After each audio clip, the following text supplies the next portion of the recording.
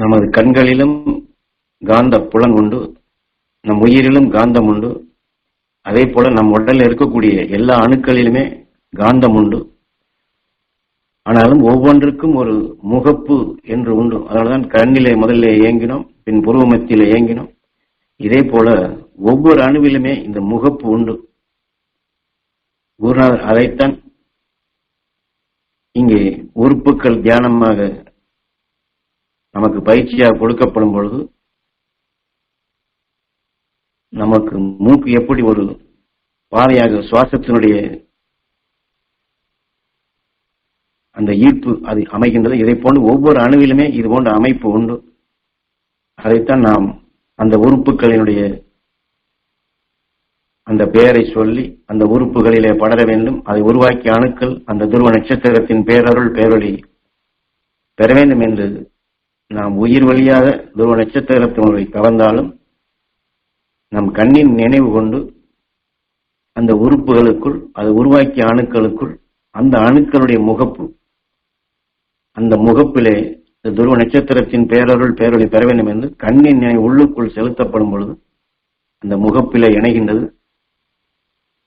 அது மட்டுமல்ல, அந்த அணுக்களிலும் காந்த சக்தி உண்டு.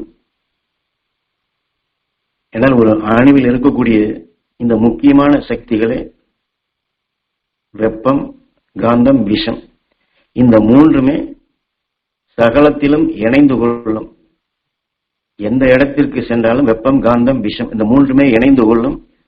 இதற்குள் எதிர்மறையான இயக்கங்களே வருவதில்லை. ஆனால் இந்த மூன்றும் சேர்ந்து பெரிதொரு மனம் அதை கவரப்படும் பொழுதுதான் அது அதற்குள் இணைந்து கொண்ட பின் அதனுடைய சத்தாக மாறினதான் காயத்ரி முழுமையடைந்து ஒரு அணுவின் தன்மை அடைகின்றது.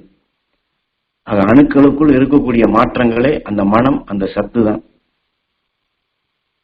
இப்பொழுது நமது குருநாதர் நம் உடலில் இருக்கக்கூடிய அணுக்களுக்கு எப்படி சிறுக சிறுக அந்த துருவ நட்சத்திரத்தினுடைய அந்த ஒளியான உணர்வுகளை, அதான் முதல்ல குரு தன்மை என்று அந்த வியாழன் கோளை பற்றி நாம் குரு வழியிலே தெரிந்து கொண்டோம். அதை எப்படி அது இணைக்கும் பாலமாக இருக்கின்றதோ இதை போன்று நாம் எதிர்மறையான எண்ணம் கொண்டு இந்த தியானத்தை மேற்கொள்ளாதபடி ஆலயங்களில் எப்படி அங்கு சிலைகளுக்கு அபிஷேகம் செய்வார்களோ, ஆராதனை செய்வார்களோ, அதை போன்று நம் உடலில் இருக்கக்கூடிய எல்லா அணுக்களுக்கும் அதில் வெறுப்பு கொண்டது, வேதனைப்பட்டது, சலிப்படைந்தது, விரக்தி அடைந்தது, பயமான உணர்வு, பகைமையான உணர்வு என்று நம் உடலுக்குள் எண்ணில் அடங்க கோடிக்கணக்கான உணர்வின் கலவைகள் அணுக்களாக உருப்பெற்றிருக்கின்றது. ஆனாலும் அந்த அணுக்களிலே ஒவ்வொன்றிலுமே இந்த காந்த சக்தி உண்டு. அந்த காந்தத்திலே தான் நம் கண்ணின் நினைவு கொண்டு துருவ நட்சத்திரத்தின் பேரருள் பேரொளி அந்த அணு பெற வேண்டும் என்று கண்ணின் நினைவு கொண்டு இணைக்க சொல்லுகின்றார். ஏனால் கண்ணால் தான் அந்த அணு உருப்பெற்றது. கண்ணால் உருப்பெற்ற அந்த அணுவிற்கு மீண்டும் கண்ணின் நினைவை நேரடியாக அந்த அணுக்களுக்கு கிடைக்க வேண்டும் என்று குரு காட்டிய முறைப்படி இது எண்ணி இயங்கும் பொழுது அந்த காந்தம் துருவ நட்சத்திரத்தின் உணர்வுகளை சிறுக சிறுக அதை ஈர்க்கும் ஆற்றல் பெறுகின்றது. அதற்குள் அது இணைகின்றது. ஆனால் துருவ நட்சத்திரத்தினுடைய செயலாக்கங்களே அதுதான். நாரதன் கழகம் நன்மையில் முடியும். அது அந்த துருவ நட்சத்திரம் என்பதே எதையுமே தனக்குள் ஒன்று சேர்த்து இணைத்து ஏகாந்தமாக மிக மிக சக்தி வாய்ந்த நிலைகளாக ஆற்றல் மிக்கதாக வளர்ச்சியின் பாதைக்கு கொண்டு செல்வது. அதை அரவணைத்துத்தான் அந்த ஆற்றலை தனக்குள் அது வளர்த்து கொண்டு 27 நட்சத்திரங்கள் ஒன்றுக்கொன்று எதிர்மறையாக இருந்தாலும் அந்த 27 நட்சத்திரத்தையுமே தனக்குள் இணைத்து 27 நட்சத்திரம் கலந்த இணைந்த முழுமை பெற்ற அணுதான் துருவ நட்சத்திரத்தில் வெளிப்படக்கூடிய ஒரு அணு. அது எப்படி இந்த 27 எதிர்மறையான நிலைகளை ஒருங்கிணைத்து துருவ நட்சத்திரமாக ஆனதோ அந்த சக்தியைத்தான் நாம் குரு நமக்கு இதை நினைவுபடுத்தி வியாழன் கோளுடைய சிறப்பு முதன் வியாழன் கோளுக்கும் 27 உபகோள்கள் உண்டு. அந்த 27 உபகோள்களை வைத்துத்தான் அதுவும் 27 நட்சத்திரத்தினுடைய சக்தியை தனக்குள் இது இணைத்து அந்த 27 நட்சத்திரத்தையுமே இணைக்கும் ஒரு பாலமாக துடிப்புள்ள உயிரணுக்களாக அதுவும் குருத்தன்மை அடைகின்றது. அதே போல நாமும் அந்த துருவ நட்சத்திரத்தின் உணர்வை நம் உடல் உறுப்புகளை உருவாக்கிய அணுக்களுக்கு அதை நாம் உணவாக கொடுத்து இந்த உடலை உருவாக்கிய இந்த உயிரால் உருவாக்கப்பட்ட இந்த உடலில் அந்த அணுக்களுக்கு அந்த உரைச்சத்தை குரு காட்டிய வழியிலே நாம் சிறுக சிறுக நாம் பேரருள் பேரொழியாக உருவாக்க நாம் இப்பொழுது தியானிப்போம். என்றால் இதையெல்லாம் ஞாபகப்படுத்துவது என்பது நம்முடைய தியானம் அந்த உணர்வுடன் கூடியதாக, உயிருடன் ஒன்றியதாக, துருவ நட்சத்திரத்துடன் ஒன்றியதாக, ஞான குருவுடன் ஒன்றியதாக, மகரிஷியுடன் ஒன்றியதாக, குருநாதர் ஆயுள் கால மெம்பர் என்று நம்மை குறிப்பிட்டது கொண்டு நம்முடைய ஆயுள் அதுவாக எப்பொழுதுமே என்றுமே அது இருந்திடும் நிலையாகத்தான் அதை நினைவுபடுத்துவது, ஞாபகப்படுத்துகின்றோம்.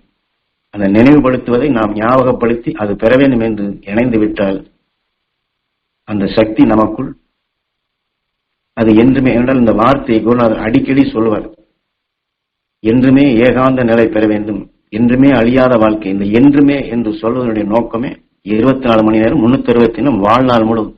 வாழ்நாள் என்றால் இந்த உடலுக்கு அல்ல, உயிருக்கு. அதனால்தான் ஆயுள் கால மெம்பர் என்று வெறும் சொல்லு கிடையாது. நம்முடைய ஆயுள் உயிரோடு ஒன்றுகின்றது, துருவ நட்சத்திரத்தோடு ஒன்றுகின்றது. அகண்ட பேரண்டம் எத்தனையோ சூரியன்கள் பிரபஞ்சங்கள் உருவானாலும் அது அழியக்கூடியது. ஆனால் இதில் எதிலேயுமே அழியாது துருவ நட்சத்திரம், அதனுடைய ஈர்ப்போட்டத்தில் இருக்கக்கூடிய சப்தரிஷி மண்டலம்.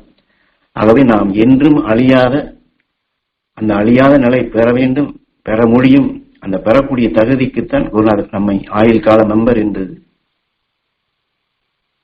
அவர் காட்டிய நிலைகளை நமக்குள்ளும் அதை பதிவு செய்து நம்மையும் ஆயுள் கால மெம்பராக துருவ நட்சத்திரத்தில் ஒரு அங்கத்தினராக நம்மையும் குருநாதர் இணைத்திருக்கின்றார்.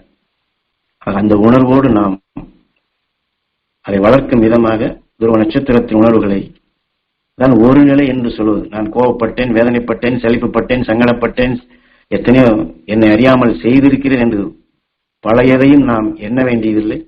அல்லது இப்பொழுது கூட நான் நினைத்தேன், இப்பொழுது கூட என்னை அந்த உணர்வு இயக்குகின்றது, இனி நாளை என்ன செய்யுமோ, இனி என்ன வருமோ என்று இந்த 3 நிலைகளையுமே நாம் தனித்தனியாக இப்படி செய்திருக்கின்றேன், இப்பொழுதும் இப்படித்தான் இருக்கின்றது, நீ நாளை என்ன ஆகுமோ என்ற நிலையில் எல்லாம் தனித்தனியாக பிரிக்காதபடி அது அனைத்தையுமே ஒருங்கிணைத்து